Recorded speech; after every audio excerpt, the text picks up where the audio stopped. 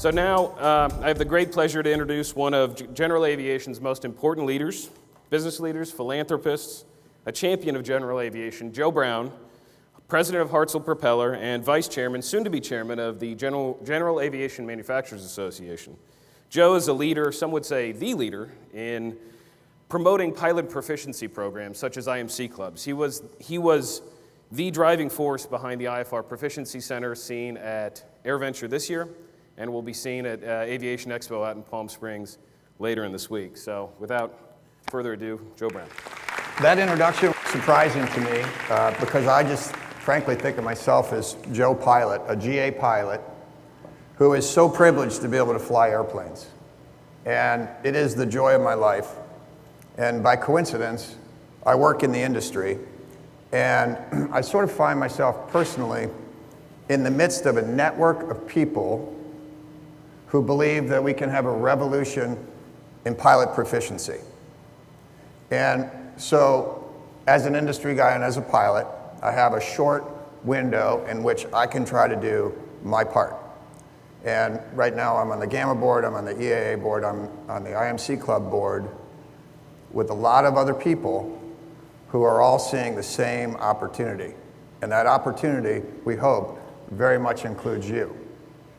So just so I can get to know you a little bit better, could I get a show of hands from those of you who run flight schools or training outfits in which a pilot like me, a GA pilot, could call you up and say, I want to go shoot 10 approaches, it's getting to be IFR season. Could I call you guys up and go shoot 10 approaches? Okay. Could I do that on a simulator? Keep your hand up. Okay. Could I call you up and say it's getting to be springtime and it's going to be gusty, windy season and I'd want to do some crosswind refresher? Could I call you guys up? Okay, that's perfect because those hands mean that what I'm going to talk about probably makes some sense. So I am very passionate about proficiency because I consider myself to be a very lucky pilot. I'm a GA pilot. I have a private ticket with an IFR endorsement, and I got it like most people do. But when I got done with it, I ended up flying very closely with the pro pilots in the Hartzell Propeller flight department. And what I found is that a 400-hour general aviation IFR pilot is not proficient. They are rated, they have a ticket, but when they stand next to pro pilots every day talking about the missions they're going to fly, at least I found for myself, man, I had a lot of skill building ahead of me. I had a lifelong need to keep building proficiency. I still do. And I got to thinking about all the guys I knew that went and bought Cirruses and Pipers in the 2000s when we sold 2,700 aircraft in the year 2007, piston aircraft, and how many of them I read about in NTSB reports. And to be honest, it was shocking because they were guys just like me with about the same amount of time who spent good money on training and to some degree were ill-equipped to go fly safely for years to come. And the tragedy of losing a pilot is something that speaks for itself. But what's more incredible to me is our industry depends on the passion spreading. And so one pilot that flies safely lifelong will beget other pilots. But one pilot that makes an error that bends the airplane or causes harm to family will prevent 100 pilots. At least that's my opinion. So I've got a small window of opportunity to maybe try to do something to enable proficiency, and the planets are aligning in my view, because when I went to work in flying airplanes with our flight department, I got 3 things that Joe Pilot, the average GA pilot, does not get. And the first one I'm going to call hangar flying. Talking about flying before you go fly with very seasoned experts. Hangar flying. So I never took flights without the pro pilot essentially dispatching me. And I couldn't believe the things he was thinking about before I took off. And I learned a lot. So I was getting hangar flying, and the guys that were trained at the same time as I was, by the same instructors that I got trained by, were not getting hangar flying. They were doctors and lawyers and business people, and they'd show up at the airport, do a quick brief, and go. So I got very interested in what does hangar flying mean to proficiency. The second thing I got was I got a requirement from our insurance company to do recurrent training. Not a BFR, just skill building. No pass-fail. Go fly things in simulators and real airplanes that make you a better pilot. But the guys I was trained with, they didn't have to do that. They could go a couple years and then take a BFR. Pretty interesting. And then the third thing that I got, because I happened to be fortunate to fly an airplane that SimCom has a simulator for, was I got to go fly scenarios in simulators. And the more I did that, the more I thought, this is just not a fair system. Because I'm getting all this benefit, just pure luck, but Joe Pilot can't get any of this stuff, practically speaking, and he or she is flying 50 hours a year. And they need the things I'm getting. Well, the planet's aligning. That's my key thesis for you. And here's the story that I want to share with you, and I want to talk a little bit about the future. So this organization called IMC Club was born. It was born in Norwood, Mass. Radek Bizikowski is a CFII. And he decided that IFR pilots really needed lifelong opportunity to be mentored, share their wisdom, and do hangar flying as a part of their total proficiency. And he started this chapter organization, oftentimes founded by a CFII in an area, in a regional area. And you meet once a month and you get a scenario of IFR flying, and you all beat it up together and talk about how you'd handle it, which is fantastic.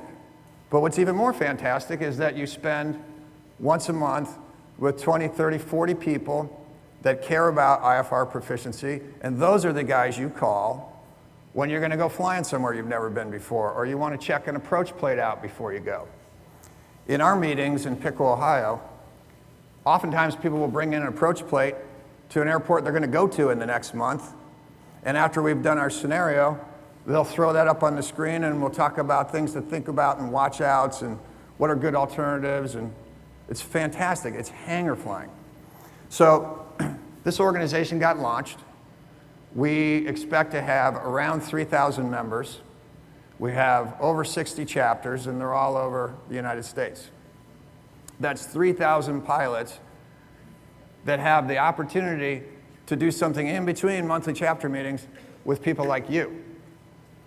And if we can get them thinking about flying scenarios and doing simulation work, they can match their hangar flying with some hands-on practical coaching, not for their BFR, but just for skill building. Well, IMC Club was taken off great, loved it. Many, many industry people joined to help. Lots of people in industry underwrote the costs, and the thing is growing. So we had this idea, maybe we should take the IMC Club to Oshkosh. So with the help of a lot of industry people, we started this thing called the IFR Proficiency Center.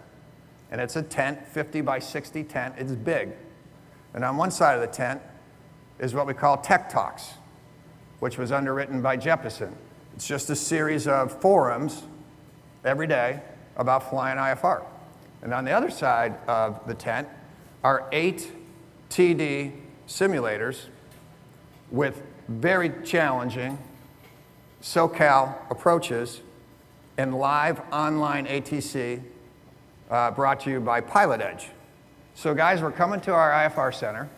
They would sit and they would hear a descend via, climb via tech talk. They'd hear something on weather. These are not dry things, these are real things. And they'd be sitting there having their hangar flying. And then they'd walk over to the sim center and they'd go shoot a low gusty approach into John Wayne with 8 other ships in the air, all on vectors from live ATC. It was unbelievable. So we're going to have about 3,000 pilots in the IMC clubs, and in 1 week at Oshkosh, we had about 2,500 pilots come through our IFR center. I said, man, we were onto something, because they just saw sims at work and hangar flying at work, but we don't want to wait till next year for them to get it again. We want them to start calling you guys.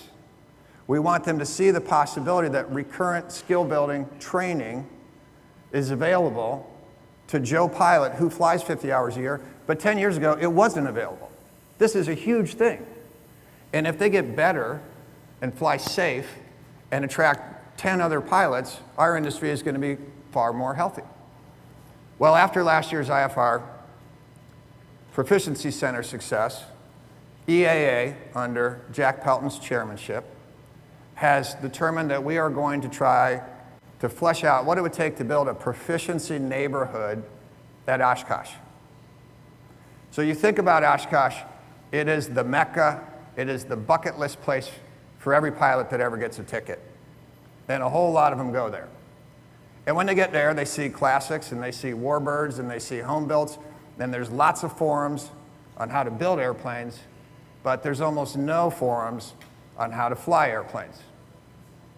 So we think, what if we could bring 4,000 or 5,000 attendees from Oshkosh through a proficiency neighborhood? And what's in that neighborhood? Well, things you would find in any neighborhood, things of interest, things that belong together.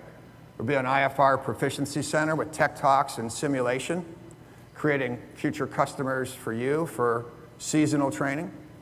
There'd be a stick and rudder Proficiency Center anchored by the challenges of trace technology and the Flying Cup, where people could come in and do some sim flying in VFR conditions and practice spot landing and pitch and power and get addicted to simulation and hangar flying and scenario flying, which they then take home. And they have a demand for it, and there's people like you that can provide it. Well, what else is cool about that story? The people that come to Oshkosh, many of them belong to chapters, either EAA chapters or IMC Club chapters. So they come home from the proficiency neighborhood, and they just took 1 hour of sim flying with a NAFI instructor who's sitting there as a volunteer partner, and they say, I can't believe what I just learned. I can't believe what I just got to practice. And they're talking to 30 people at their monthly meeting. So what I want to say to you is, at this point in time, industry is made up of a lot of people that fly light airplanes. I can name many, many CEOs that built an airplane, fly an airplane, own their own grass strip. Industry right now is just chock full of small airplane pilots. And so there's a unique moment in time where we're not really talking about the guy in back aircraft. We're talking about the private pilot type of aircraft. And yeah, we want you guys to go make pro pilot candidates to fly the line and fly charter. But there's this unique opportunity to meet the general aviation recreational pilot in a way that's never been true before, and industry is excited about this. And then we have AOPA, EAA, and Gamma that are in this very enlightened alignment right now, which is we got to build pilots. And once we win one, we got to make that pilot fly safely for a long time. And you don't get them to fly safely for a long time by reading accident reports. That's how you get their attention. You get them to fly safely for a long time by skill building. So I guess I don't really know why I'm here. I'm glad Jerry asked me. I love this organization. It impresses the heck out of me. But I think the reason why he asked me is because I believe, just as a pilot, that this moment in time with simulation available at cost Joe Pilot can afford, and trainers that are going to get delivered into the market at operating costs that flight schools can afford, is a very, very unique moment in time. And I know you can deliver the skill building. So what I'm trying to sign up to do, and so many other people that I work with in industry are trying to sign up to do, is we're going to try to generate customers for you by showing them something at Oshkosh that they want to pursue the other 364 days a year. And I'd like to be here in 10 years and talk about the 5,000 pilots that keep coming through our neighborhood and then call you up for skill building during the year. That's my pitch, that's my hope, that's what I'm working for. And I very much appreciate what you guys do. And I will wrap it up because I know we're hitting lunchtime.